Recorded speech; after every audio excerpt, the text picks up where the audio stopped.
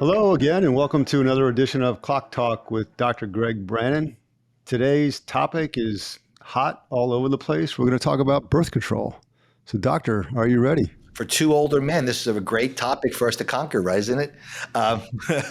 For those who don't know, though, I was an OB-GYN for 30 years. Doesn't mean me a woman, but I did have 6 daughters and delivered a bunch of babies. But it's the hormone, the complexity of the cycle is very, very interesting.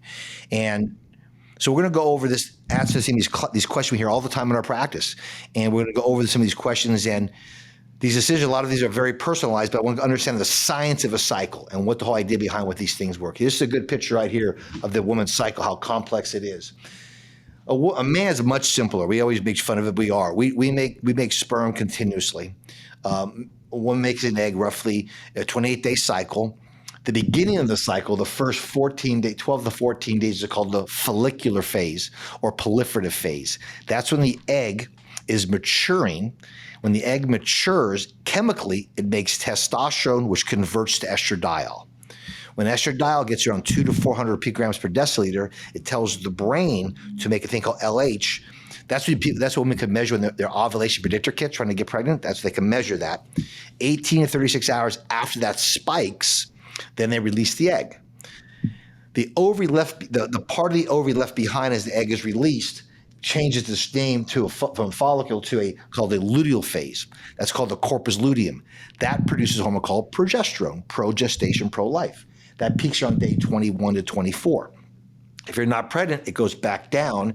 If you're pregnant, it keeps going back up until the placenta around day 63 takes over, making more progesterone to keep the baby in the womb.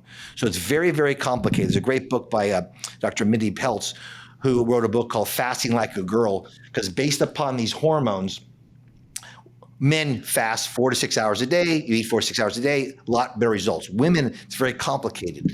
Estrogen loves to fast, progesterone loves carbohydrates.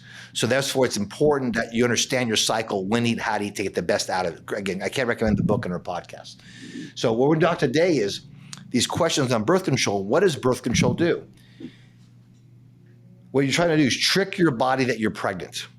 So by giving yourself high synthetic progesterone, your body may think it's pregnant so you don't ovulate. Or the combination pill, which is high synthetic estrogen called ethylene estradiol, and a high progestin called levonorgestrel. There's multiple, there's 7 different ones in America. Again, the same concepts to trick your body. The downside is women feel different with the cycle. There's benefits to cycling.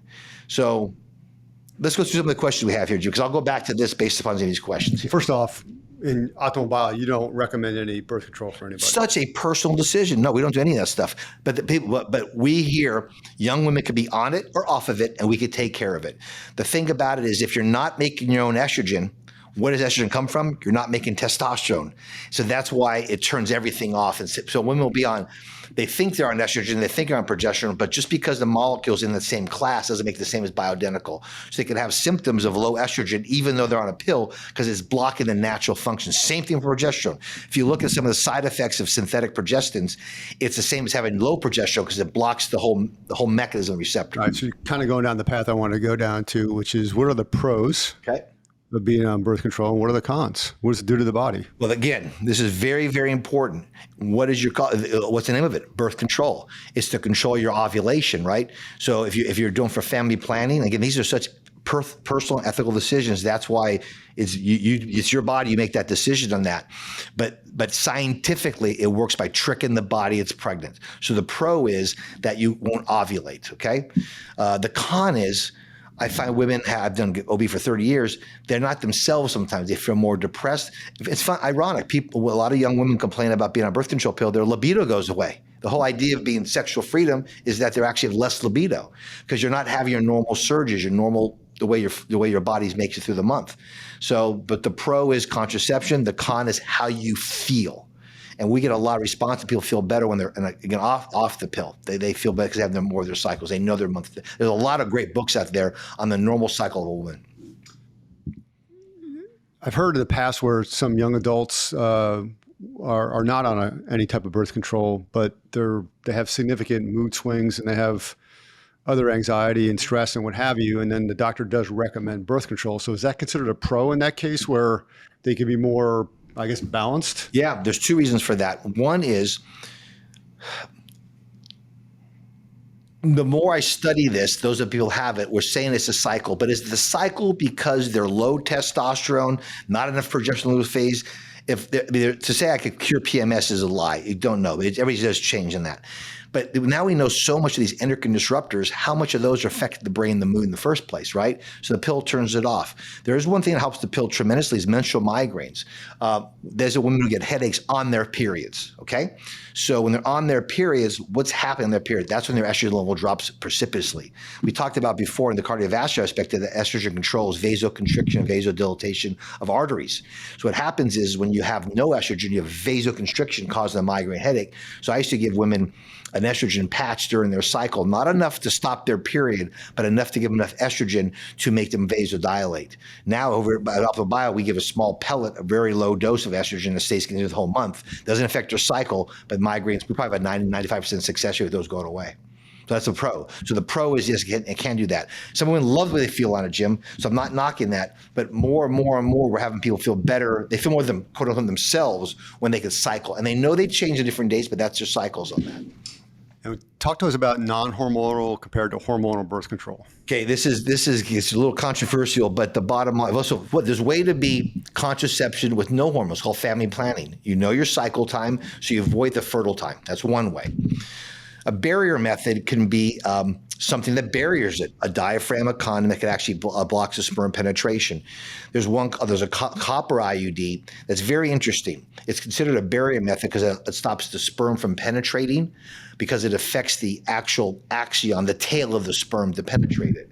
But if a sperm does make it and conception does occur, it makes the environment hostile. So therefore, the embryo, the baby, cannot implant. So that's ethical questions. You got to decide and think that through because that, my mind, life begins at conception. So that's something you got to think about that. And the problem with the copper IUD, even for fertility reasons, it works, but it also increases a woman's cycle threefold. So if you have a heavier cycle to start off, it may not be your, but the benefit is not hormones. If you have hormones that cause depression and anxiety, so that's why it's very, very controversial. That's why I can't stress. It's sort of, again, goofball. We're talking as two guys but we get these questions every day at our office. That's why it's really important to understand there are things that it's such a personalized decision. But that's why informed consent is crucial for all of this. And these non-hormonal blockers, to use a simple term, aren't they lubricated with things? Isn't there other things that are on them, or is it just where some bodies may have a reaction to it? There can. There's some on condoms, some diaphragms you put a petroleum jelly on so it can slide on in easier. Again, we're men on this, but being a gynecologist, it's just I found as an OB/GYN for all my years, very, very, very few women enjoyed the barrier method. Very, very few.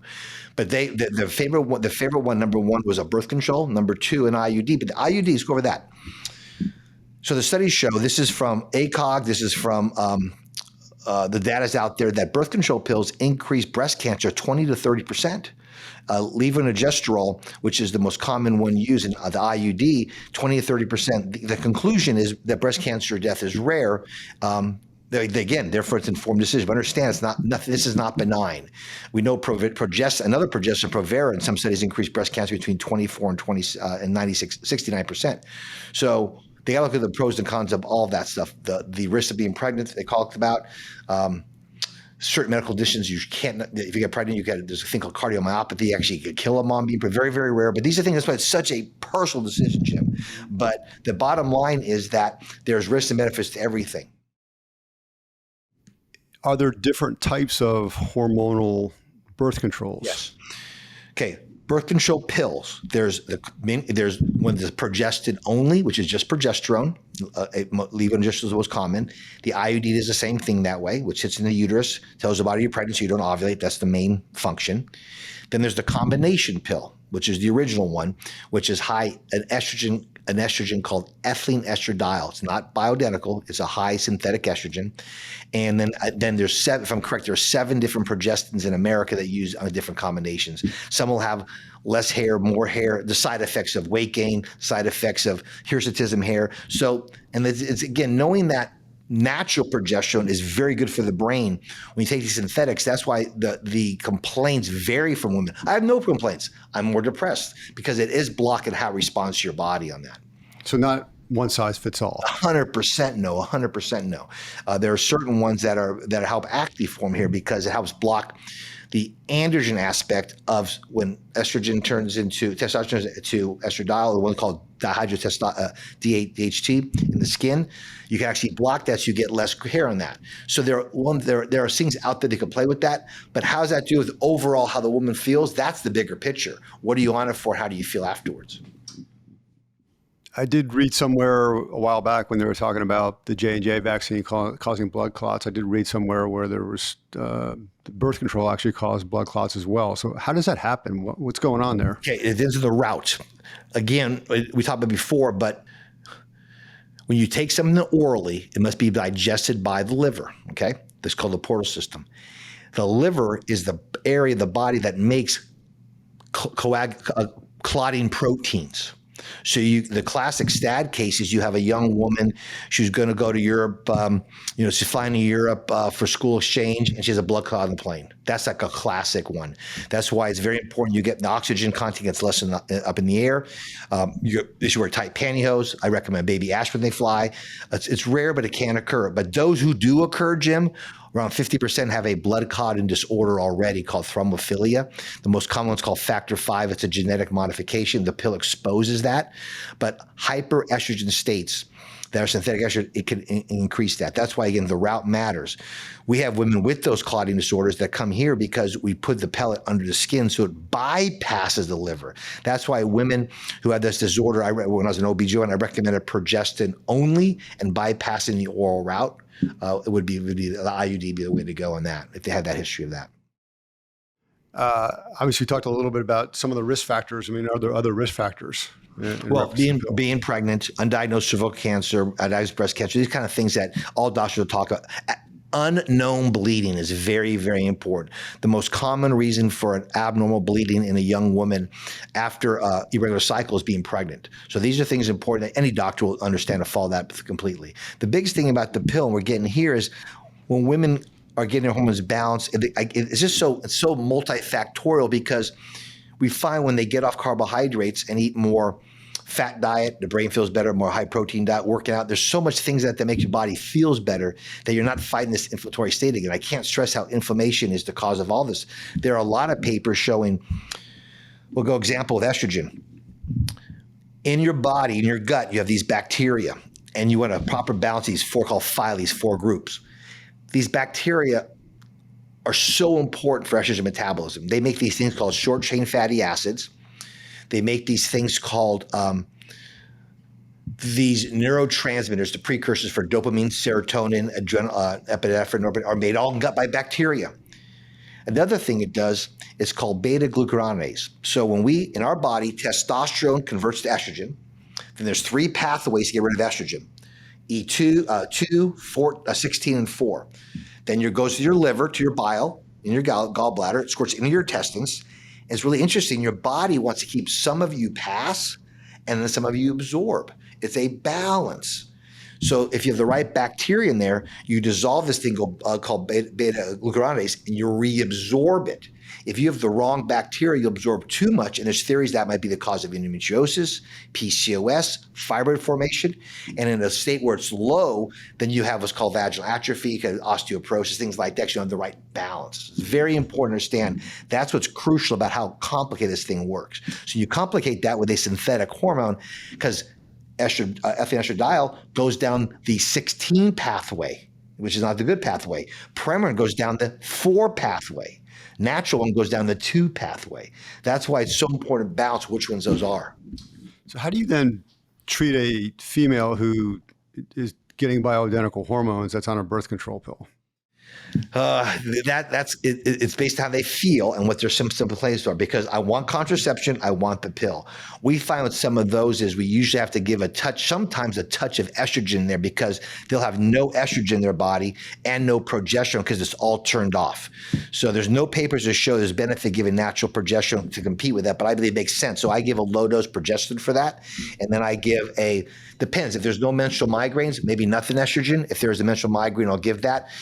Belly fat, the proper gut bacteria again. So we'll look at that process and how they're clearing metabolism. So that all ties together. So the story will dictate our pathway. Right. And the story is usually with labs, Exactly. talking to patients And, and and they everything know their else. body. I eat, I get bloated. I'm depressed. I'm not, that kind of stuff. But we can get around the pill easily here if we need to. Okay. Because I just was curious, since we're putting hormones in a body and they're taking hormones someplace else, you got to make sure there's a balance And we there. know that by reading the hormones of where they're at and why they're that way. Beautiful.